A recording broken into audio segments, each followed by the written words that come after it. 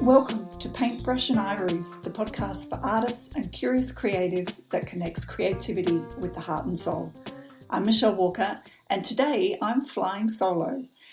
It's the beginning of 2022, and there's a flurry on social media, and perhaps this is happening in your world, of everyone getting ready for the new year and what's in front of us. And the last episode we did of this podcast, we actually looked at the rituals and the process that Jennifer and I go through to welcome in a new year and to dream into what our heart would most desire from the coming year. I know a lot of people love setting goals. Are you one of those people? I am, but I don't do it every year, I'll be really honest.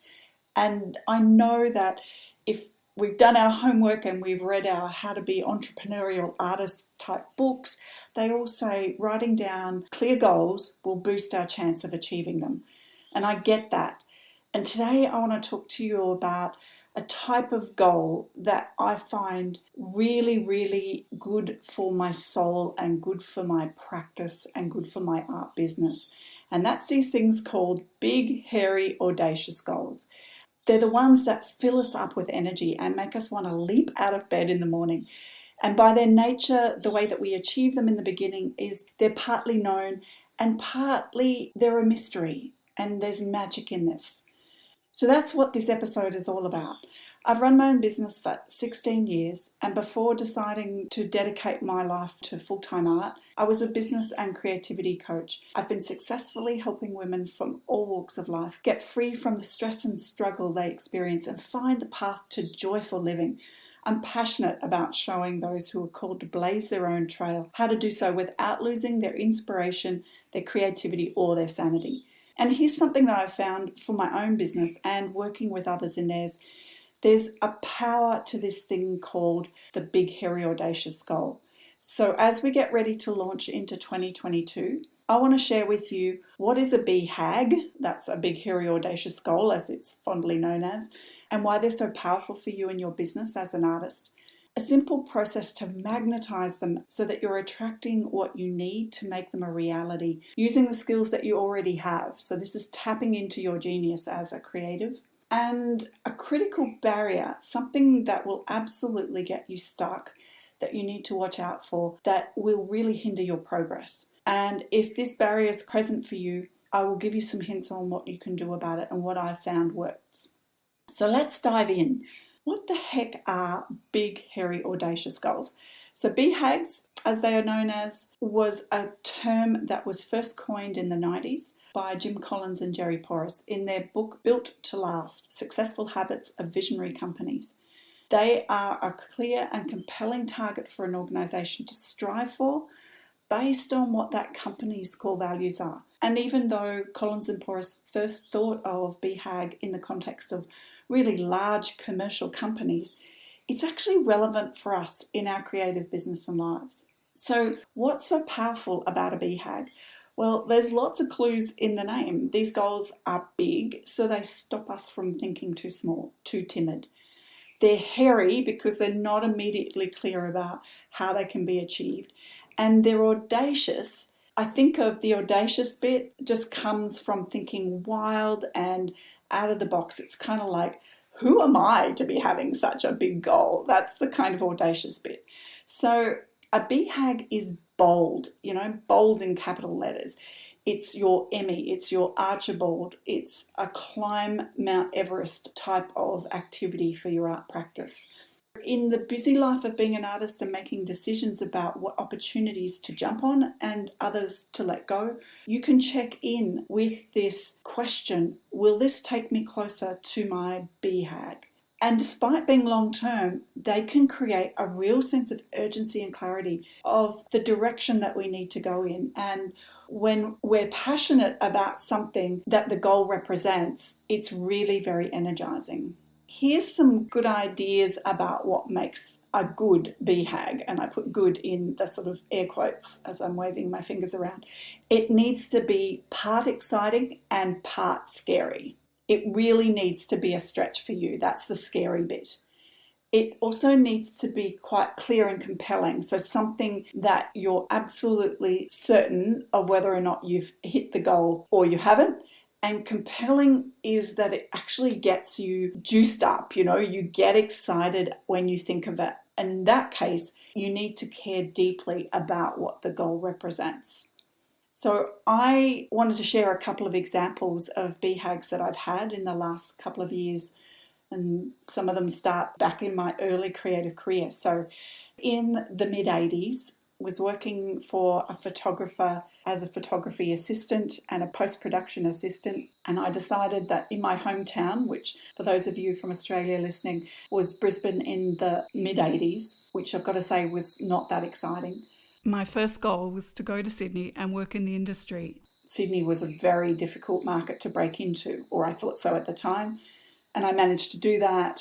Then my next big goal was, well, where was it happening in the world?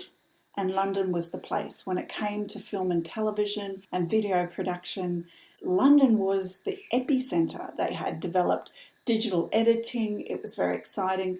And I went to London and thought, well, I don't know how I'm going to break into the industry at all. Got a temping job doing some typing. And through a couple of very exciting leads and following the golden thread, I ended up working for the moving picture company, which was the brains trust with the BBC behind the whole digital video technology. So it was absolutely happening in London, but it was absolutely happening with this company that I got to work for. And in my role as production assistant, myself and the production manager, we served 7 producer-director teams. And one of the directors I worked for was Gerry Anderson, who is famous for the Thunderbirds. He was the writer and the designer behind what was leading animation in the 50s that got a resurgence in the 90s when I was living in London.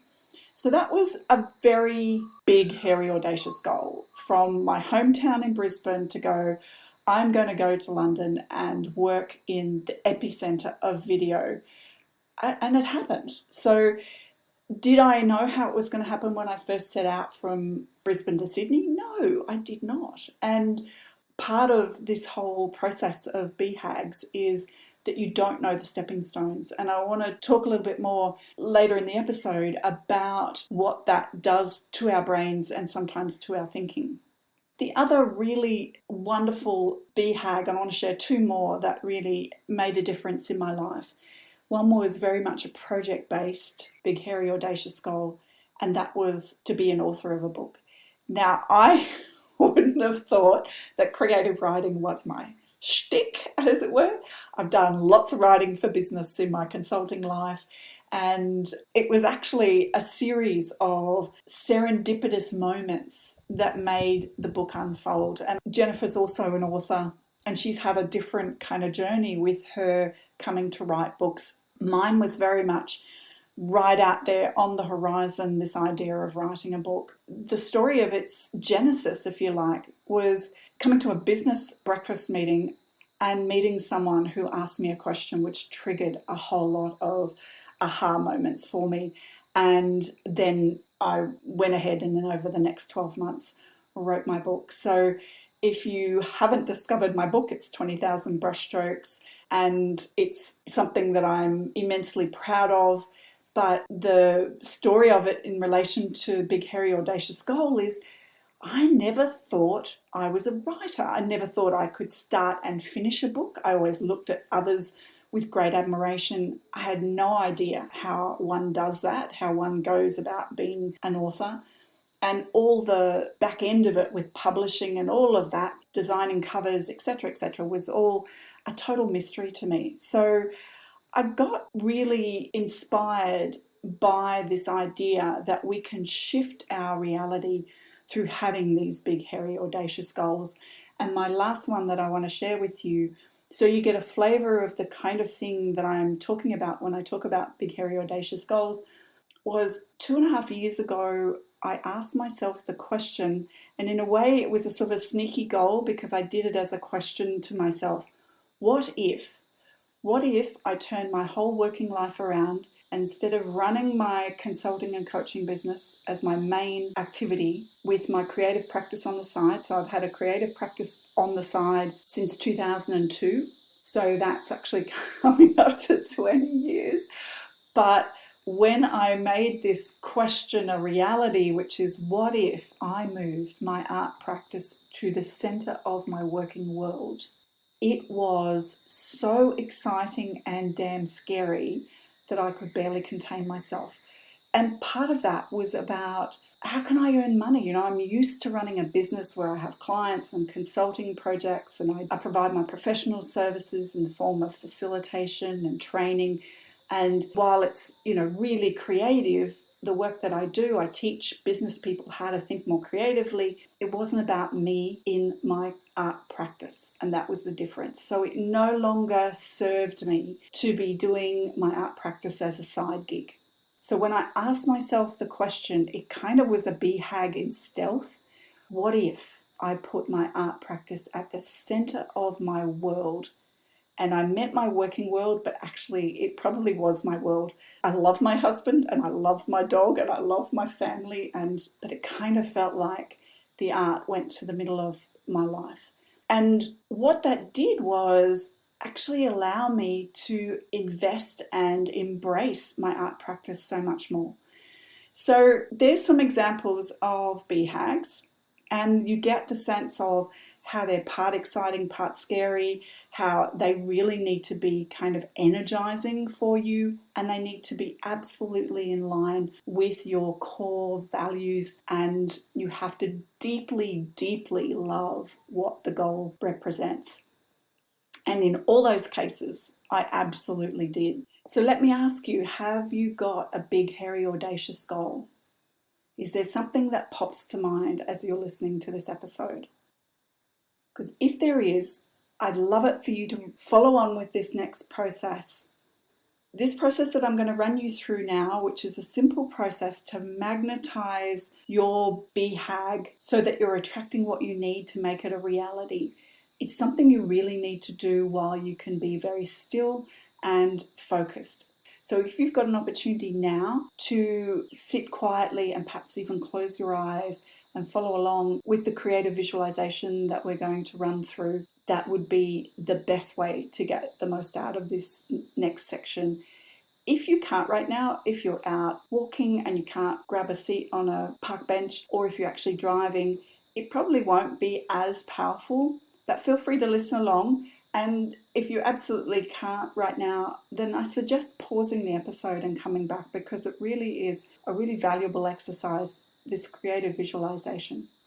So what I'd love you to do right now, just allow yourself to get comfortable, but have a really aligned spine. Just feel yourself sitting upright, ground your feet onto the floor or onto the earth, settling in. Take a very slow in-breath and a gentle exhale. And just follow along with this creative visualization process. So bring to mind the sound of rain falling on a tin roof. The sound of insects, the height of summer.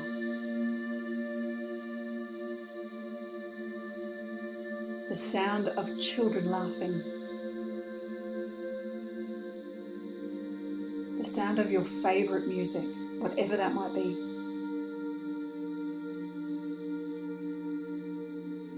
The sound of a hot tin roof ticking in the sunshine. The crackle of a fire. Now what's the sound of your big, hairy, audacious goal?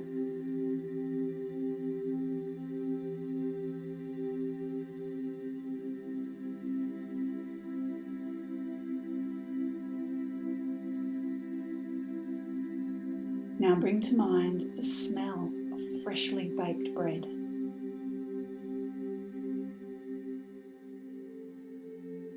Think of the fragrance of one of your favorite flowers. Maybe it's jasmine, maybe it's a rose.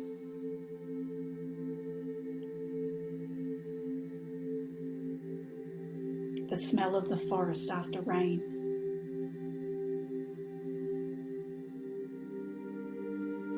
The smell of freshly laundered linen.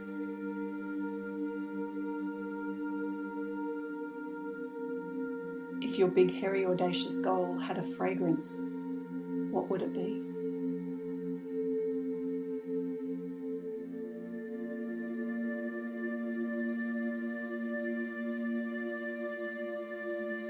Now conjure up the feeling running your hand over a smooth fabric, something velvety, something delicate.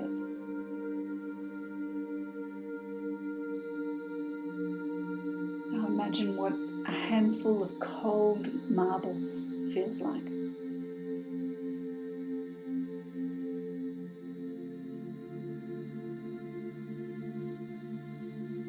Or plunging your hand into a pile of fresh powder snow.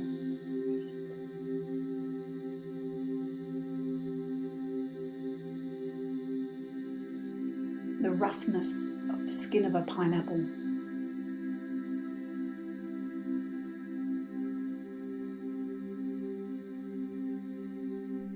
Or the feeling of the smooth bark of a eucalypt tree.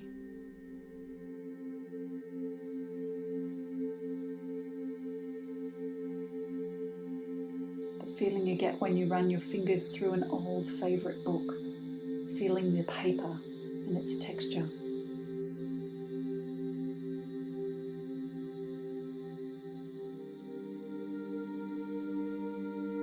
Imagine the feeling of a gentle breeze on your cheek.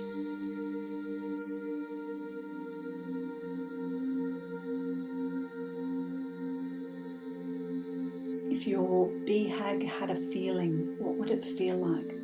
If it had a texture, what would that be?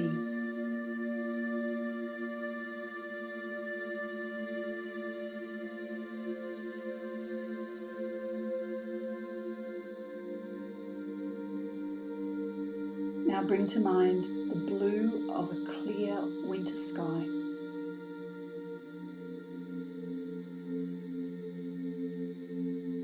The red of fresh, juicy strawberries.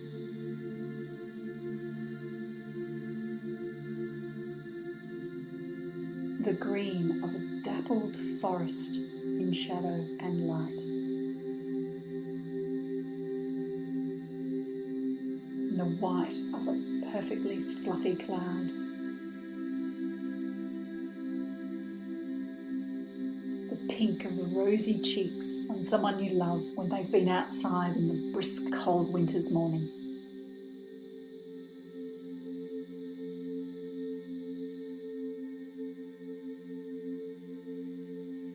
So if your BeeHAG had colour or a number of colours, what would that be?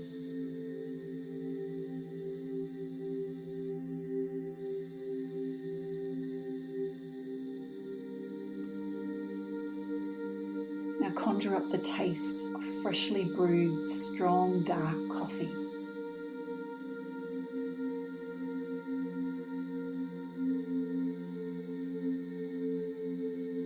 The tingle of a sherbet lolly on your tongue.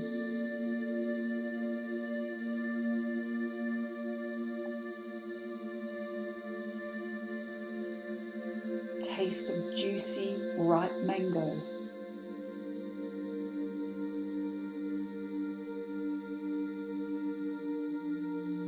The salt on your lips after you've been for an ocean swim.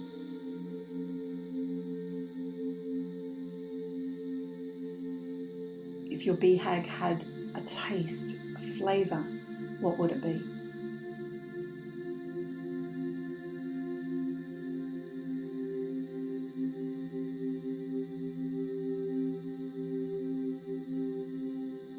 Now conjure up the sight of a perfect curling wave crashing and running up a sandy beach.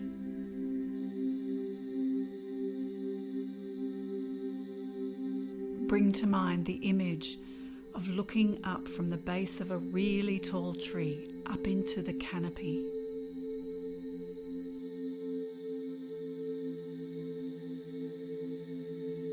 Imagine that you're standing at the edge of a canyon and that you're safely looking over into the depths of the earth. This vast expanse of Mother Earth in front of you.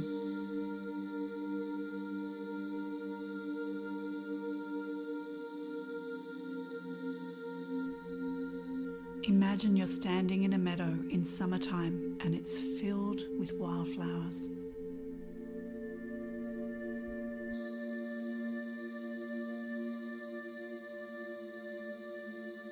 Now, if your BeeHAG had an image, what would it be?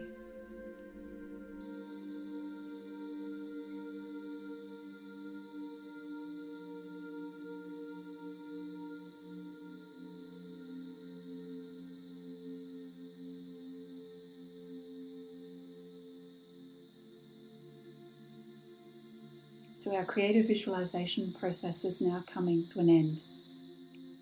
To just gently anchor back and take a few moments, perhaps pause this recording and grab your journal and just make a few notes before you lose the train of thought while the images are still fresh in your mind. Anything. And it doesn't need to make sense. Please don't feel like you got it wrong if either nothing came up or something very odd and off the wall appeared. If you ended up with a pink elephant, that's fine. Just make a note of it. There's something in it that is relevant because our subconscious works in so many ways that our logic thinking brain does not always understand.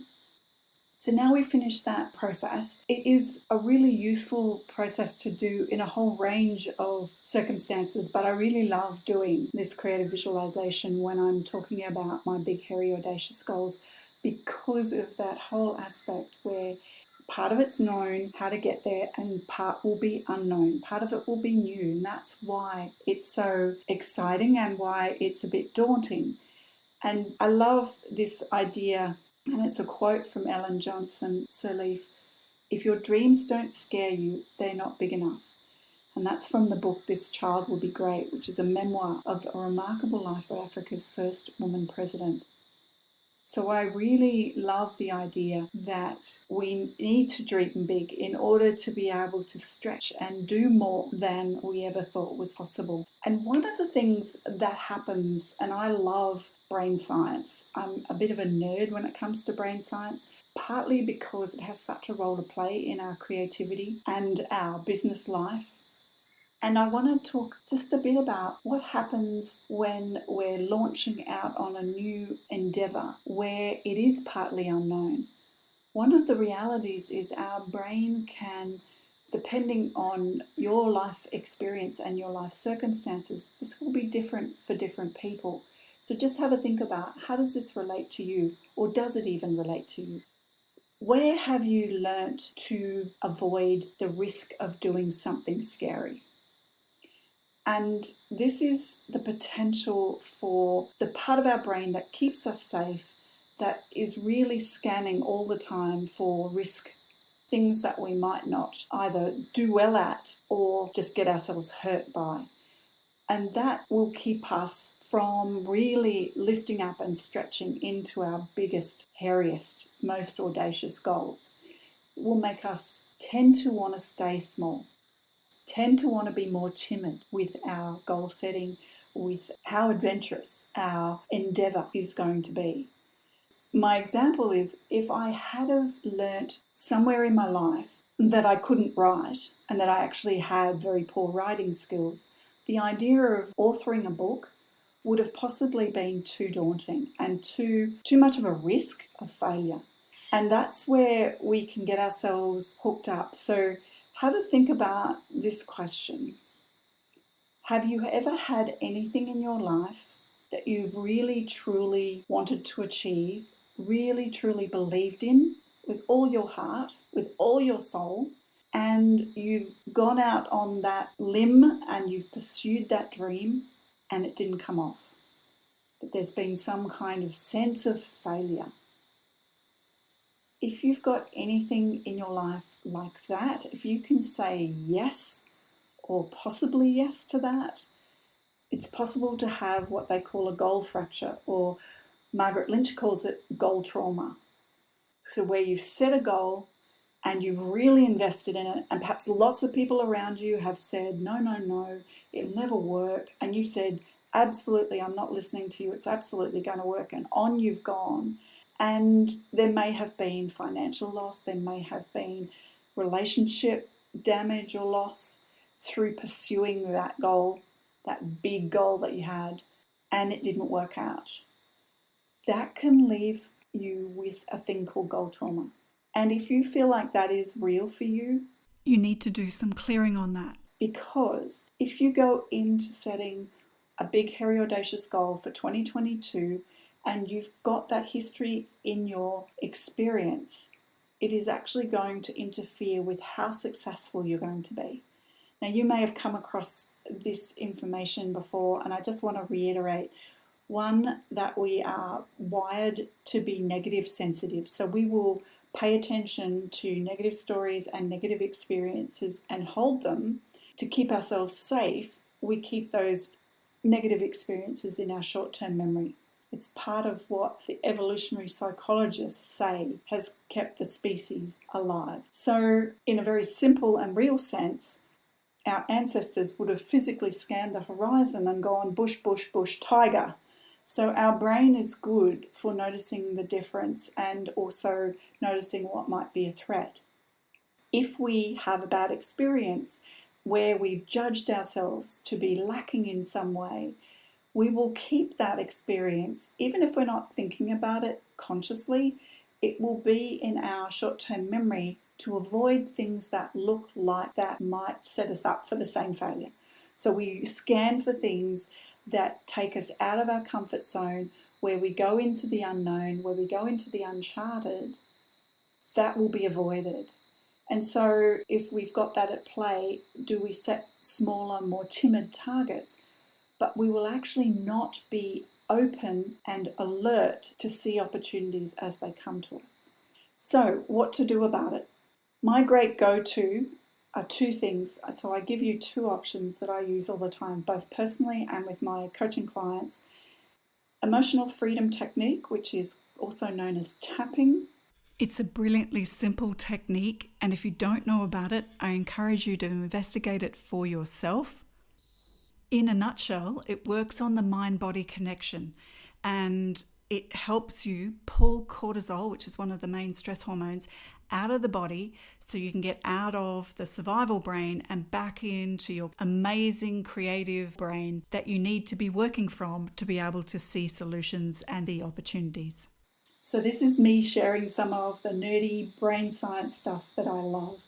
Emotional freedom technique. We tap on certain spots around our face, and I'll have a handout on my webpage, michellewalker.com.au/podcast, and you can download that handout. All I suggest you do with tapping is delve into the story while tapping through the points and tell your story of what you experienced and how bad it was and how, tell the whole gory detail to yourself out loud while tapping. And it's really important, if this is a deeply traumatic process, then tapping is not the way to go. Get professional help. But if this is just something that like you tried a business idea with someone and you lost several $1,000 and you feel a bit bad about yourself and you think, well, gee, that was a bit of a failure, that scale of thing can easily be shifted with tapping. The other technique that I use, that I go to, is journaling and writing down. And I know Jennifer's a big fan of journaling. And it's just free conscious thought journaling. Just write the story of the experience where you had the big failure and give it a name, like title it like it's the title of a movie, like The Day My Life Ended, or The Day My Business Dreams Died, or whatever it is.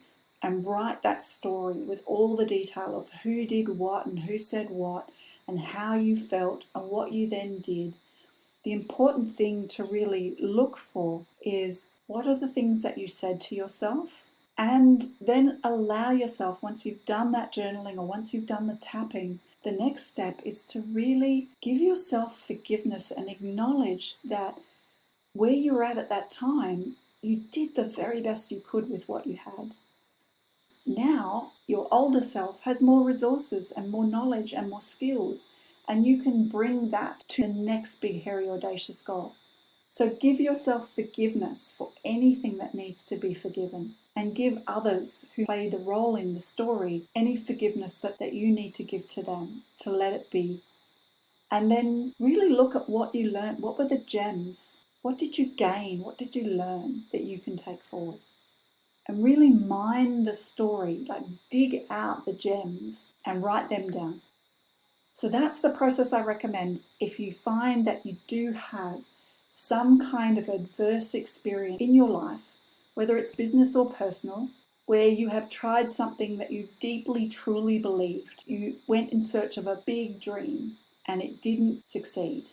Then try this process and see what emerges. And I'd love to hear what's come up for you, because I feel that this is one of the hidden barriers, and it's critical that we do the work, get down to it and clear that stuff out, because we need to be out there. We need to be doing these audacious things in the world that matter to us deeply, because that is making a difference and that needs to happen. And only you can bring your special flavour to this planet. I love this quote from Toni Morrison, the American author, who says, "You want to fly, you've got to give up the thing that weighs you down." It's such a great quote, isn't it? And so relevant to thinking about this idea of embracing big, hairy, audacious goals. We've got to be brave, we've got to be courageous and be clear of any of the things that may weigh us down. Thank you for joining me on this episode today. I'm very excited to invite you into setting a BeeHAG for your new year. May it expand your horizons and support you in stepping into the limitless possibilities that are open. I'm wishing you an extraordinary 2022. And until next time, I'll be back online with Jennifer. I'm sending you tons of love and creative juices. Bye for now.